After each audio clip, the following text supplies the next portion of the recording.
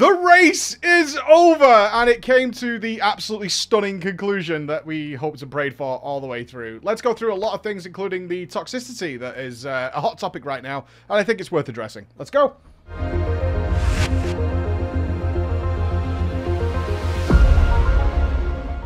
So many people stayed up, like hundreds of thousands of people stayed up to watch the finale of the Race to World First in the Sanctum of Domination. I got to do some fun things as well. You may have seen I got a call very late to pop into Echo's stream and say hi, because I'm honestly the only reason I didn't cast. And I saw so many of your comments like, I just want you to be casting. I wanted to be casting too, believe me. I'm so invested in this. I love this. This is my Euro 2020 or whatever. This is my World Cup. This is what I enjoy so much. But I was not supposed to have, like, visually, I'm much better than I should be. I should really still have a lot of scabbing and stuff going on in my head. But I healed, like, aesthetically, I healed much better this time. I still have a lot of sores, like, on the back of my head and things. But all things considered, when it was going around, I was like, what, are you going to cast? Can you cast for us? Things like that. No, I was obviously thinking I would be in no condition to do that. It did turn out the other way. So Echo said, could I just pop in for an interview to talk about it, which I was really thankful for, because I was desperate to get involved somehow, watching it from the sidelines. I was like, let me in. And I did jump on there, and then they asked me to do a really cringy speech, like a motivational speech, which I thought was a big joke at first, but then I saw that, no, I had been, like, Scribe had said, yeah, come on do a speech thing. So it was terrible. You can find the clip somewhere. I'm not putting on here. It's awful. Boy, I've been asked to come in, so this is giga cringe, okay? But genuinely, from the bottom of my heart, guys, I have never seen you guys play this well. User joined your channel. I've literally never seen you play this well. And you need that. I know you're looking for that one pull where you see it's doable from all of you. But we can see it, and Scribe can see it, and we just want you to get it done, all right? That's it. Thank you, man. That's goosebumps. What we need, man. That's I'm fucking doing it, dude. Smash it in, boys, because we're all sat here with you. We're Get me my Yeezys, boys. Get me my but Yeezys. yeah, we did that little bit of fun. Anyway, so, as you probably know, Echo did take the world first, but it was coming down to the wire. Limit just... God damn it, man. Limit just hit their stride right at Sylvanas, which is a real shame. Now, there's a couple more things that definitely helped in terms of Echo taking the win. One of them was definitely that Limit seemed to stumble just a little bit, but at this level, I mean, a tiny stumble, right? A little bit of a stumble here and there, which just, they didn't hit their stride till Sylvanas, but when they hit that stride, they were flying, absolutely flying.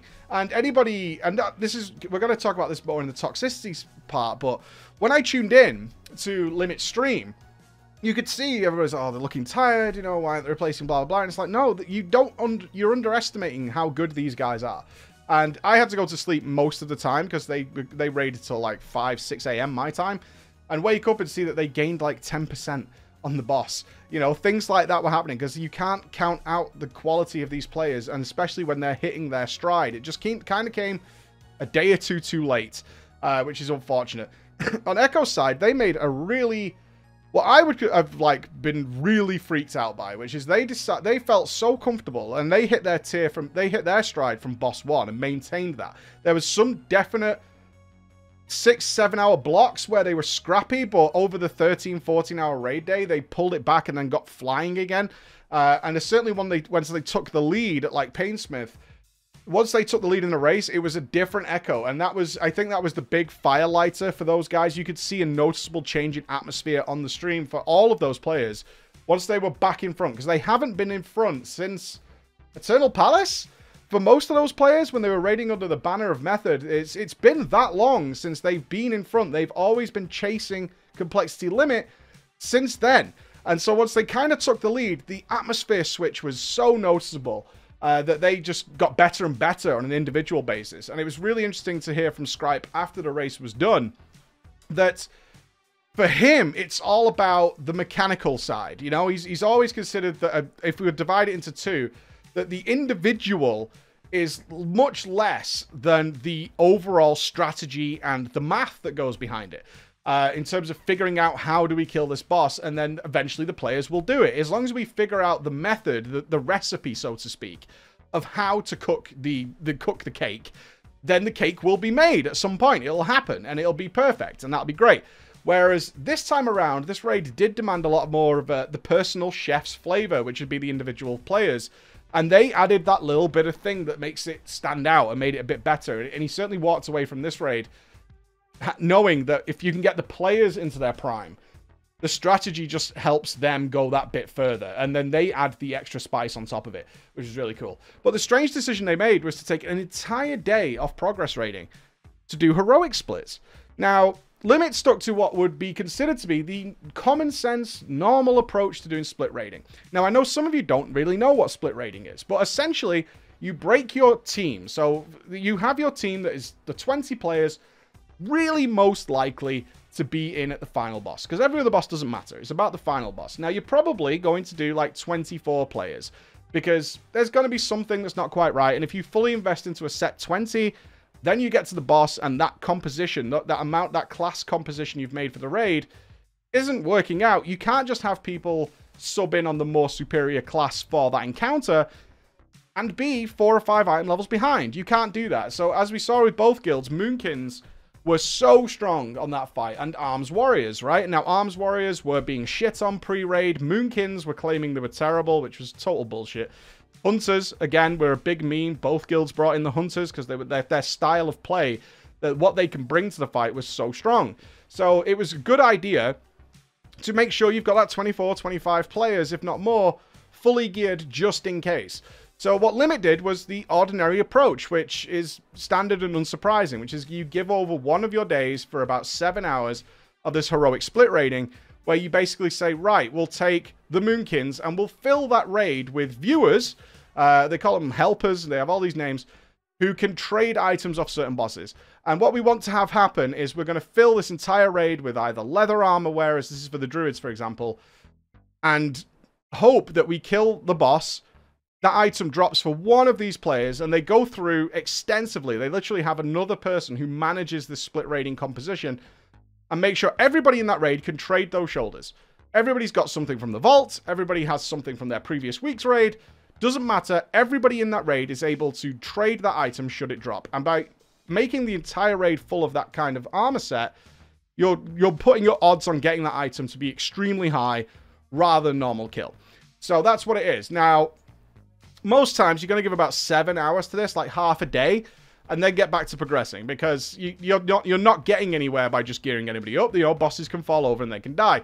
Now, as we said in the first video, it looked like it was going to be an endurance race. Like, Painsmith turned out to be a complete debate. It was hard, and then everything else fell over afterwards, which we're going to go into in a different video, because I want to mix that with my heroic raiding we're doing this time, which has uncovered lots of shit that I'd forgotten about, of just how bad heroic raiding could be in some cases, and how silly the heroic scene is.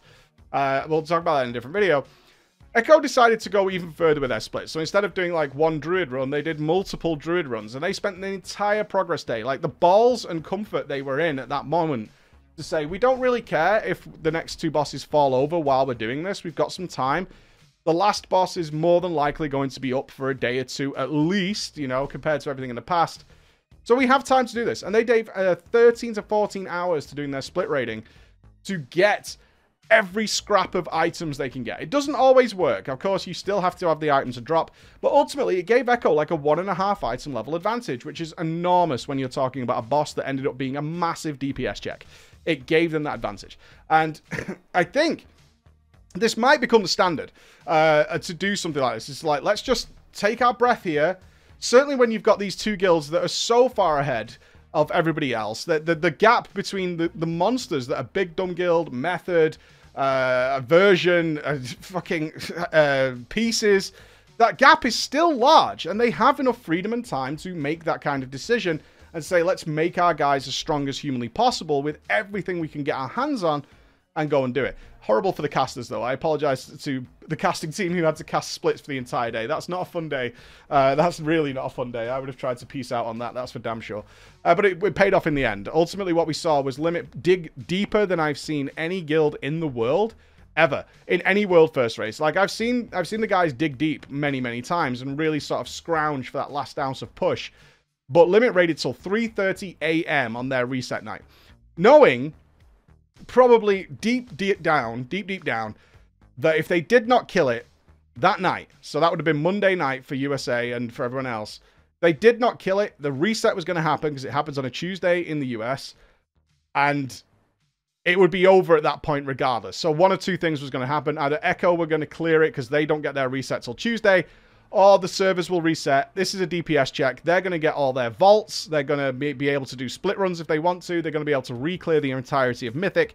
That's a huge amount of power going onto that raid. And they're going to be able to pull Sylvanas before the EU even resets. And that would have been a relatively hollow victory all round. It's still a victory. A victory is a victory that'll be recorded in the record books. But it's not quite what we as viewers hoped for, but and it would have been just pretty shit all around. It would have been a terrible end to the race, let's put it that way. So to watch those guys doing consistent 1 or 2% off the kill. So we're talking 46, 47, 45 point something pulls at 3 a.m. their time after raiding all day was inspiring. And I felt so bad for them when the fatigue did seem to set in. The giggles came in. They had Riku, who is an EU player who'd been doing his exams over the course of the race and had a 2 hours sleep. Well, you know, it got to that point where it's like, okay, this is it, guys. Time to go to bed. And it was heartbreaking. I was honestly heartbreaking. I was laying in bed with my tablet watching it like through my earphones while my wife was sleeping next to me. And to hear that call, it was like, and I can only imagine what Max felt like at that point. He was the raid leader of Limit, where it's like, all right, there it is. That's it. And he had a lovely comment after it, which is like, if I wake up in a few hours, because they didn't want to be overtired as well, just in case it did go to the reset, is if I wake up and Echo's killed it, fair play. You know, they played better than us. There it is.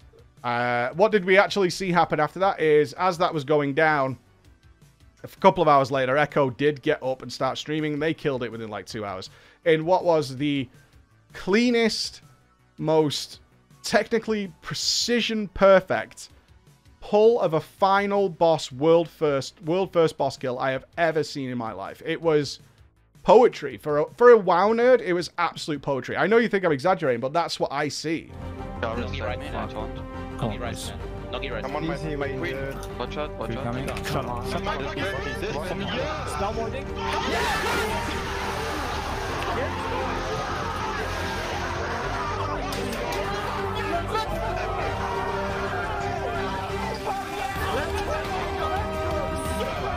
Fuck yes!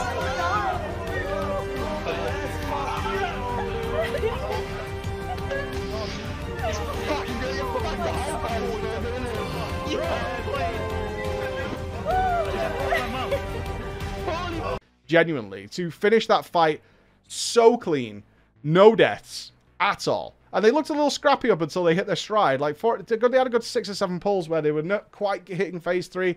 But the actual kill pull was just, it was a spectacle to behold. And I was watching the stream as it happened, and I was like, I just cannot believe that it was so clean. Like, they could have gone further than 45%. And yesterday, we're talking about where the hell does any of these guilds 5% HP on this boss. And when it came down to doing it, they demonstrated they could have gone to 44, 43.5 if they absolutely had to. Which was just, it was amazing. It was a sight to behold to watch that happen. And I do believe this time the better guild won. I think that was the case. That was the case. They played consistently well every single boss. They did claim the early lead, and then they had these decisions where they were like, okay, we're going to take a whole day now to gear up everybody, make sure we're in the strongest position for the finale of the race. This now looks, especially after they saw that once Painsmith dies, they saw Guardian was falling over, Faint Scribe fell over, Kel'Thuzad fell over, all that stuff.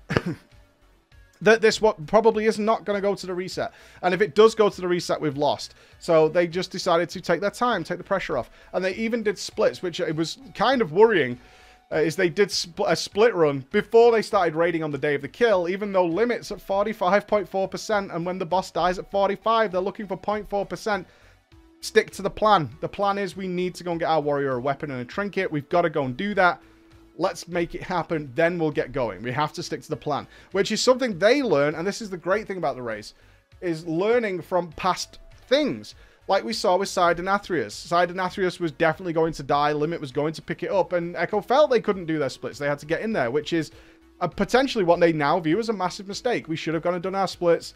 We should have taken a bit of time just to gear up a little bit more so we could get in there. But they felt pressured, they felt rushed, and that wasn't the case this time. They came in, they stuck to the plan, and they got it done. So a lot of bold decisions came out of Echo this time. And I think we'll see lessons learned going into the next tier, that maybe we do want to spend a bit of extra time doing these splits, especially if nobody else is stepping up to that challenging third place, which is what I'm hoping for more than anything, is we do see a couple of guilds making it into that 3 and 4, maybe the second spot, maybe, you know, maybe somebody next time it's Limit or Echo that are in third place. You know, there's somebody else gunning for that position, and Big Dumb Guild has done an extraordinary job this tier, like utterly incredible to watch. Method has managed to come back and do something like unheard of. It's not unheard of, actually. They've done it before. I don't know how they keep doing it, but they do keep doing it. It's pretty incredible. Overall, perfect end to the race. Finished before the reset. And of course, it was proven to be exactly what we hoped it would be in terms of the finish, because Limit one-shots Sylvanas the following day. After they did get those vaults, after they did a mythic re-clear, they did a very not optimized heroic clear, and then just one-shot Sylvanas, which is exactly the fear I think a lot of us viewers had was going to happen to be the end of this extraordinarily nail-biting race. Let's address a couple of things then. Will there be a round table? I don't know. I don't know. The guys are celebrating or going over things. People need time to decompress after this. It's a very intense week, as you can imagine. Although it was a short race, it's super, super intense. I might put out the feelers, see how the guys are feeling, if they want to sit down and talk about it, if they've got other things that they want to deal with first. Who knows? That would be kind of cool just to sit down and get their thoughts. I think we mostly know what they're going to say, but it's always nice to get it from the horse's mouth and have that little bit of insight that we wouldn't ordinarily get. So we'll see. We'll see on that one. Let's talk about this toxicity then. It's a non-issue as far as I'm concerned, and it's really sad that people see that as reflective. So what's the toxicity? EU versus NA happens every single tier since Limit stepped up and became like the dominant guild, and absolutely when they were chasing that dominant spot, certainly as back as Jaina, is this EU versus NA thing. It's a very normal thing that a lot of people who aren't particularly interested in the race do. That's the reality of it. And I really wanted to just spread the message is like, it stands out to you because it's so overwhelmingly negative in a sea of good things. That's the crazy thing about it. In the sea of good things, these it's like the news. It's why it's clickbait, right? When we see a horrific comment or a horrific clickable title, that's because it grabs eyes, because most of the time things are pretty good. And then you see the horrible thing that stands out. YouTube comments are always the standard one, right? I'll have 1,000+ great comments and then somebody puts something horrible in there. It also depends on, I really want to put this out there, it depends what communities you hang out in. It really does. The main streams that the guys run, so like the Echo Esports channel and the Complexity Limited channel, that's where most of your average viewers are going to go. Especially people who aren't knowledgeable about World of Warcraft, which is often the thing, but are wondering what this event is, what's all the hype about. They're going to hang out in there, and it's going to attract a lot of people who aren't particularly knowledgeable about it. Not that they're bad people at all. Again, it's the sea of good and the 1 or 2 bad eggs. But they're going to focus over there, and that's where the conversation gets really kind of odd in those chat channels. The same as you'll see, if we're looking at it from just a World of Warcraft point of view, the same thing you'll see for the MDI. You know, you'll see, if you go to the MDI YouTube streams and watch the comment section, it's insane. It's very, very confidently incorrect people arguing backwards and forwards about something that's not even correct in the first place. And it's an endless war that never wins. And I'm going to call some people out here, like, I personally, when I've been casting and now, the WoW subreddit is fantastic during the race. It's pretty good. Anybody who posts something that's confidently incorrect will usually get corrected pretty damn quickly, and with sources and things like that to say, no, you're wrong, here's why, here's the actual quote. Usually it's pretty well moderated as well for the most part, okay? No one ever gets to do a perfect job with moderation on the internet. Vice versa, over on the MMO Champion website, they managed to get down to Hitler and pedophiles by page 100 until those posts were eventually removed. But it's a totally different environment depending on where you're getting your information from. The same with the streams. Like I just said, the main channels are going to get the bulk of the action. They're great for people who are not good with WoW, because the caster's job is, of course, to explain the fights. Understand what it is you're looking at. It was a great lesson for me when I had a lot of people when it was just the central mainstream for the Race to World First, who had never seen World of Warcraft before. We take it for granted when we see a green class or an orange class or a blue class, what's going on. We understand terms like Moonkin, we understand Arcane, Frost, Fire, Arms, Fury. We understand terms like that for the most part. A lot of people who tune into the Raid to World First don't. They have no idea. They have no clue what's going on. And you guys might not be au fait with top-end raiding, because it gets really complicated. And I was really happy to see people sitting down when the math was happening and being intrigued, looking at how these guys were figuring out where do we get 0.7% damage, where do we get 1% damage, where can we do this, this, and this, and seeing that and going, there's so much more going on here than I ever realized. Which means for me, if you're knowledgeable about, and this is all I'm going to say, if you're knowledgeable about World of Warcraft, and you kind of know what's going on, and you don't need to be handheld a little bit, right? There's nothing wrong with being handheld. Not everybody needs to know the advanced ins and outs. The individual player streams are usually a good place to hang out. They really are. They're a cool place to hang out. You can head over to like Limit's Fired Up's channel or to Trill's channel, and you'll get a really nice, cool, relaxing atmosphere. Or you can go over to Echo and you can go into Roger Brown's or to Jeeth's channel where there's like classical music playing and things like that. You're not going to get any interaction, so you do need to kind of understand what's happening. But you can also ask questions in my stream and other streamers' streams if you're not sure what's going on. Because hopefully next year I will be casting, so I can do this for you on the main channel. So do come and see me if I'm doing that. And I'll do my best for you. But for the most part, it depends what community you hang out in. Because the amount of toxicity, the amount of toxic people is actually really small. I truly believe that. They're just very loud. They're very loud, and they're not particularly invested. Once the race is over, they kind of just disappear. Where they go off to, I have no idea. And then they'll come back again next year. They probably go over to a different game where they're going to be angry over there, or they're going to have a console war. It's no different than like Sony versus Nintendo versus Xbox.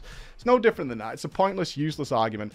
And it really does, you'll get a different impression of these things where you hang out, because certain areas attract certain places, right? Where there's more of that going on. And therefore, if you kind of segment out a bit, you can be good. Because you can, if you're not knowledgeable, you can spend a few hours in the mainstream learning what's going on. Now you know what's going on, you can move over to a different stream. Especially now there's comms going on. You can kind of hear in real, you can hear legitimately in real time what they're doing, what they're communicating to each other, and try to figure it out. Why they're doing the gateway here, why Veil's really bad, what, you know, all these kinds of things. So I personally think it's less of a problem than people make it out to be. I could be wrong on that. But that's how I feel after looking at this for many years now, and doing YouTube for as long as I have. The toxicity stuff is tiny. They're just really loud, and they're so obnoxious and often stupid. And I don't mean that in like a you're stupid kind of way. Like genuinely stupid. That it's hard to let it bother you. Like I wish I could say that for everybody. You do, so because a lot of people do get bothered by it. But it's almost like, okay, can I offset this? And this is what I would say about where you're hanging out. If you see something really negative, your temptation might be to like reply to it. That's going to keep that ball rolling, right? I mean, I know people say ignore the trolls. I would do this first though. Check the next 10, 15 messages. Are they generally quite positive? Let it go, right? That's somebody who is probably not really understanding what's going on, or is looking to have an argument, or is genuinely really, really angry because they were born in Europe. And they don't like America, or vice versa, right? Somebody's really, really angry about that. Like, I don't know why. I don't know why, dude. I don't know why, but these people are fucking nuts, man. These people are like that, and you can't... How can you win that? You can't, right? You see where I'm coming from? You can't win that, so don't. That's what my advice is. This has been the absolute best race we have ever had in Race to World First, and I hope to God that not only the next race is as good as this, but also the raid is better. Because we are going to jump into this. It was not a good raid. As far as I'm concerned, it's mediocre at best. It's full of problems, bugs. They've tried to fix things that have just made more problems and didn't change the fight, really. They've tried to do a lot of stuff, and it's just like... Plus, we kind of need to talk about the Shards of Domination, don't we? So we'll be back with that in a couple of days. All right, guys. Thank you so much for listening. Thanks for sticking with us for the raid report. I hope you're having a great time wherever you are. And I'll see you tomorrow. Bye, guys.